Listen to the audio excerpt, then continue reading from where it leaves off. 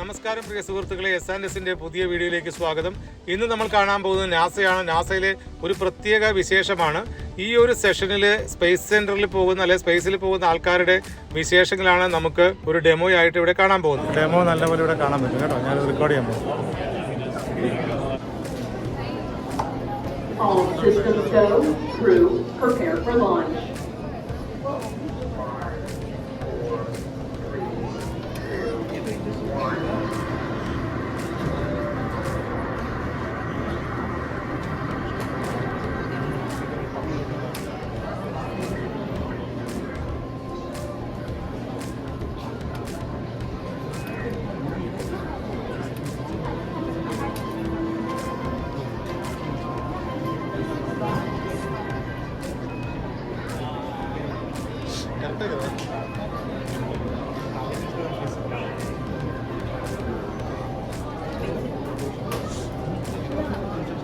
Well, hello everybody, and welcome aboard your imaginary visit to the International Space Station, or ISS for short. My name is Abby, and it's my pleasure to be your mission briefing officer. We've actually been expecting you.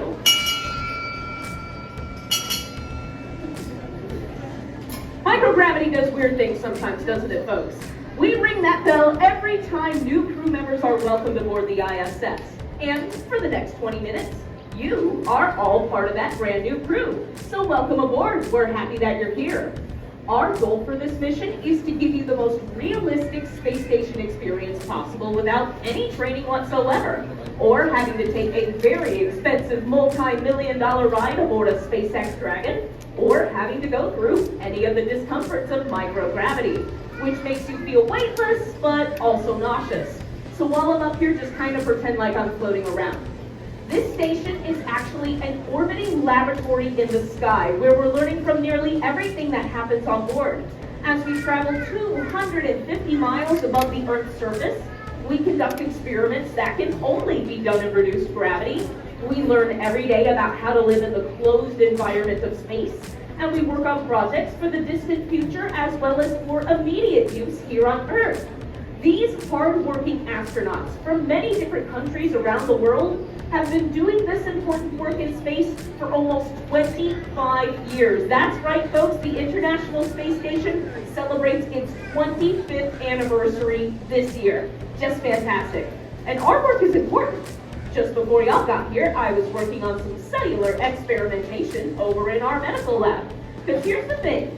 Growing cells outside of the human body on Earth is pretty difficult. These cells are usually small, they don't grow very fast, and because of Earth's gravity, they can even be crushed by their own weight if they get too big. Not so great as you can see here. But up on the station, that's a different story. You see the cells in our labs? They grow larger, they grow faster, they live longer, they can even grow in 3 dimensions. This has led to major medical breakthroughs that have allowed doctors and scientists to get a clear picture of life at a cellular level, and in turn has allowed them to cure diseases, better understand genetics, and even improve organ transplantation. Pretty important stuff if you ask me. And we're not just working on biological experiments, we're also working on the latest technology as well. Earlier today, we were working on a new kind of alloy, which is a blend of 2 different kinds of metals. Because you see, mixing large amounts of lead and tin on Earth is nearly impossible because the lead is just so much heavier than the tin. The lead would sink to the bottom and the tin would rise to the top, kind of like how oil floats on the surface of water. But in microgravity, these 2 metals blend together seamlessly to create a new alloy called solder, which as of late has actually been used as a component in some of your phones and computers.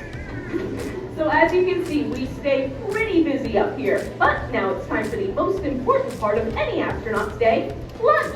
And I'm so glad that y'all can join me because let's be honest, I hate eating alone. But first, just because I'm curious, what do y'all like to eat for lunch? Shout out some answers, don't be shy. Pizza, what else? Mac and cheese, what else? Apples, very fun. Spaghetti, y'all are making me hungry. Well, some of these are actually great examples of things that astronauts actually can have up here on the ISS. But up here, that food looks a little different than it does on Earth. Let me show you. All right, let's see what we've got on the menu here. How about this? Ooh, perfect. This is coconut curry chicken. Looks pretty good, right? Yeah, not so much. But don't worry, there's a reason that this food looks like this. Because you see, this food needs to be as light as possible because weight is super important, both up here on the station and on rockets as well. And this food also needs to last for as long as possible because we're up here for up to 8 months at a time. And we have a food refrigerator on board, but it's only about this big. Yeah, that's not gonna cut it. So instead, we use a process called dehydration. Basically, we just took all the water out of it. So to prepare your favorite space meals, you just simply need to add the water right back into it, either hot or cold water, and we have a little contraption over here called the food rehydration unit that does that for us. So you simply add the water right back into the package, let it soak into the food for a few minutes, and then snip off the top, and you're ready to eat. Bon appetit! Now, you may have noticed that I don't have any plates or cups on my table over here. Does anybody know why? Exactly, we're in microgravity, so they would all just float away. And of course, astronauts are really busy people, and sometimes they need to work through their meal times. So, we've added Velcro onto everything. That way, if an astronaut needs to free up their hands while they're eating their lunch, they can just simply slap it onto their uniform. Or they can come over here and stick it on the wall. That way the astronauts don't literally lose their lunch. But we gotta get back to work here, but thank you so much for joining me for lunch. Now, I've got a bit of a confession to make. After almost every meal, I need to go to the bathroom, so just give me a moment. Oh, seriously? Come on, who did that? Ugh, okay. Well, it looks like somebody's removed the privacy screen for this mission, folks. No need to worries, I'll just go later. Totally not annoyed by that whatsoever, but that actually gives me a good opportunity to show you how space toilets work. Because you see, using the bathroom on the ISS is much different than it is on Earth. On Earth, we have both water and gravity to help us dispose of our waste. Up here, yeah, we've got neither of those. So instead, we use the power of suction. So to use the waste hygiene compartment, that's what we call the bathroom up here. Number one, you come over here and you turn it all on. And number two goes in here. You're gonna grab a little plastic bag and strap it down to what the astronauts call the can. Then you're gonna squat down, hold onto the rails, and start doing your business. And yes, that is a very small seat with a very small hole. So you need to develop good aim. Once you're done, your waste will be sucked away to a separate storage compartment, and when that compartment fills up, it'll be jettisoned away from the station on an unmanned cargo vehicle to burn up in the atmosphere for everyone on Earth to see. So the next time you think you see a shooting star, yeah, that might not be a shooting star. And if you want to know what we do with the liquid waste, well, you're in the right place. You see, we use this hose for that. You just simply unscrew the top, stick it where it needs to go, and start draining your bladder. And does anybody know what we do with the liquid waste? Drink it, filter it. A couple of y'all got it right on the head. Because water is so scarce up here on the station, and it's very expensive to send fresh water up here, we need to purify, recycle, and reuse any and all water. Yep. So that means that the water that you used to make your coffee this morning is the same water that you used to make your coffee last week. Yeah, I know this looks really, really gross, but trust me, this water is actually more filtered than your standard tap water. And not only that, but this technology is actually saving lives. Imagine you live in an area going through an extreme drought, or you're in a region where there's very little clean water available. This technology can provide you with safe, clean drinking water and actually save your life. And plus, doesn't taste bad at all. Pro tip though, just don't think about where it came from too much while you're drinking it. And that leads me into another point. Water behaves differently up here. You see, if you were to spill a drink on the ground right now, it would simply drip to the ground because of gravity. But don't get any ideas about doing that now, folks. Show some love to our custodial team, will ya? Up here though, watch what happens.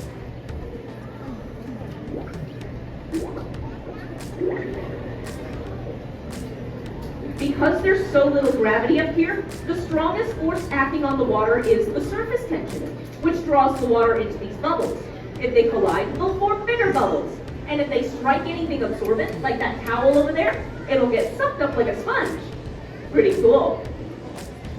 And since almost 70% of the human body is made out of water, it too is affected by microgravity. Because when you get up into space, the fluid in your body starts moving upwards towards your head. You feel like you've got a really bad head cold for the first couple days that you're in space.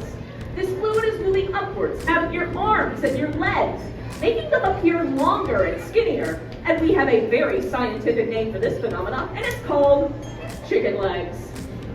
But that's not the only effect. You see, there's very little gravity to compress your spine, making you up to 2 inches taller. It's not all good news though, because your heart also slightly shrinks because you're not using it as much. You're also losing muscle mass and bone density for every day that you're in space. No need to worry though, your body will gradually return to normal once you get back to Earth. It takes about 1 day on Earth for every day that you spend in space. But that's why it's so important for astronauts to remain in good physical condition as well. So much so that astronauts need to exercise for an average of 2 hours a day, every single day. 365 days a year, weekends and holidays included. Now, I work out quite a bit, but I don't think I can work out that much. I don't know about you folks, and plus we don't have that much time either, but I am gonna come over here to demonstrate the cycle ergometer. Just basically a fancy term for a space bike. You may have seen one of these at the gym before, or maybe you even have one of these at home. Hopefully not sitting in a room collecting dust like my folks do. So, you sit down, you put your feet on the pedals, and you start pedaling. Now this looks pretty easy, right? Kinda too easy. Well, remember, on the ISS, we would be in microgravity, and I don't know if y'all have noticed, but there is no seatbelt on this thing. So you need to use every muscle in your body to help keep you in that chair. All of the muscles in your arms, your legs, your core, and your back, making this a full body workout. And of course, the astronauts aren't going to work out for 2 hours on just the exercise bike alone. They also have the T2, the station's treadmill, as well as the ARED, the Advanced Resistant Exercise Device. It allows the astronauts to lift weights without any fear of having any dumbbells go flying away. You may have seen those being demonstrated on the TV behind me while I've been talking. So as you've seen many times by now, astronauts have a completely packed schedule.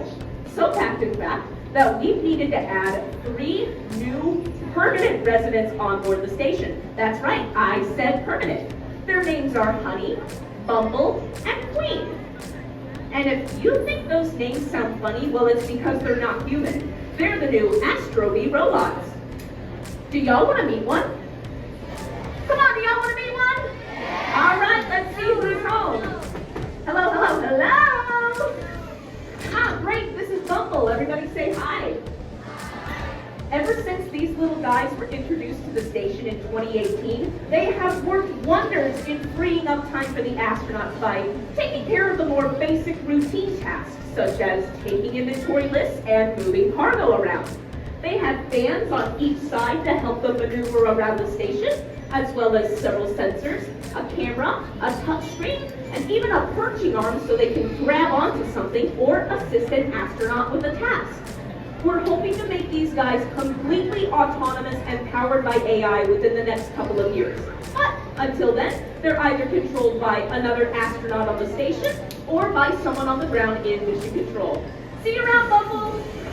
We have finally reached the end of a long day, and astronauts are scheduled for 8.5 hours of sleep every single night, from 9:30 p.m. to 6 a.m., Greenwich Mean Time. Keep in mind, though, that the ISS is also traveling over the Earth at around 17,500 miles per hour, or about 28,000 kilometers per hour. That means the ISS is going around the Earth once every 90 minutes, and that the astronauts are seeing 16 sunrises and 16 sunsets every single day. That's actually one of the reasons why there's not a lot of windows on the ISS, because that can disrupt an astronaut's circadian rhythm and mess with their sleep schedule. And I'll be demonstrating how astronauts sleep using the sleep restraint unit that's on the wall over here. It's basically a cross between a sleeping bag and a straitjacket. Maybe you can kind of see why some astronauts describe a trip up to the ISS as sort of a high-tech camping trip. So, you may have noticed that my unit over here is on the wall. Do you know why it would be here instead of on the floor? Exactly, here is low gravity, and if you rolled a mat onto the ground, you would just float away. That also means that you can even sleep on the ceiling if you want, because you won't fall down.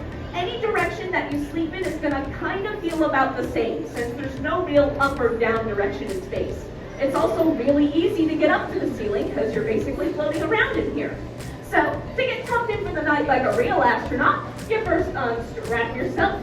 And remember, folks, we still have gravity up here. And then you unzip yourself and climb on in. And then subsequently zip yourself right back up. And I'm feeling a little lazy, so I'm not going to strap myself in all the way. But you do get armholes on either side to allow you to stick your arms out if you so choose. But some astronauts prefer to remain nice and tucked in.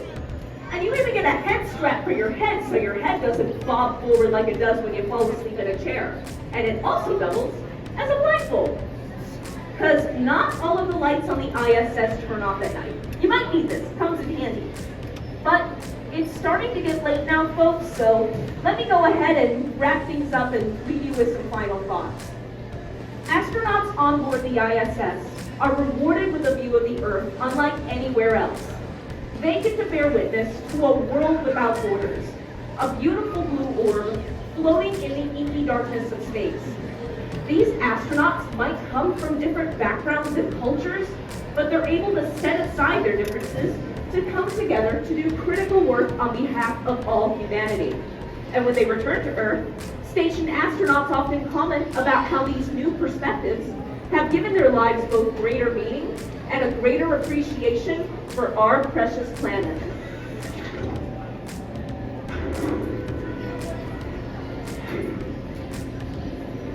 And with the research we're doing on board, we are pushing into the next 25 years of human spaceflight onto our Gateway space station around the moon and lunar base camps as part of the Artemis program, and then onto Mars and beyond.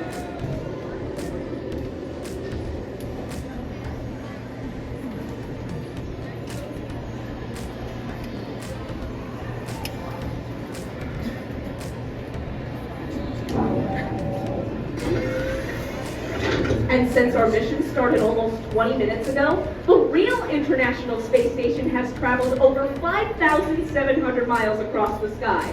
That's like starting here in Houston, Texas, and making a quick little trip over to Barcelona, Spain.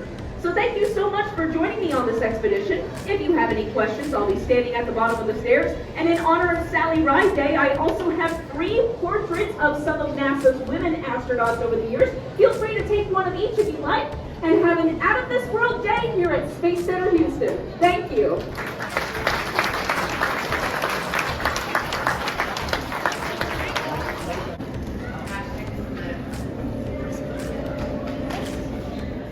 സ്പേസിലെ വിശേഷങ്ങളെക്കുറിച്ച് വളരെ മനോഹരമായിട്ടാണ് ആ staff വിശദീകരിച്ചത്.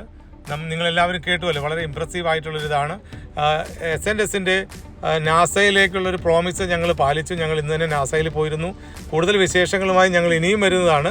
നിങ്ങൾക്ക് video ഇഷ്ടപ്പെട്ടുവെങ്കിൽ like ചെയ്യുക, subscribe ചെയ്യുക, share ചെയ്യുക, മറ്റുള്ളവരോട് ഇത് സബ്സ്ക്രൈബ് ചെയ്യാനായിട്ട് പറയുക. നമുക്ക് വീണ്ടും പുതിയ കാഴ്ചകളായിട്ട് നമുക്ക് ഇനിയും വരാം.